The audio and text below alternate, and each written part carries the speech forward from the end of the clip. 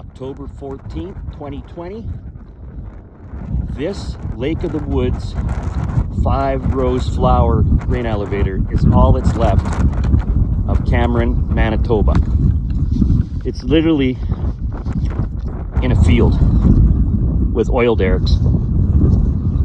Like there's just nothing else around except this amazing 1902 grain elevator.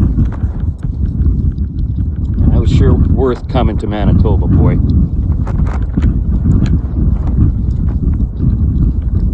She's still got a good roof. She's gonna last for a few years, but man, they gotta preserve this. And they don't make these anymore. We're witnessing history here.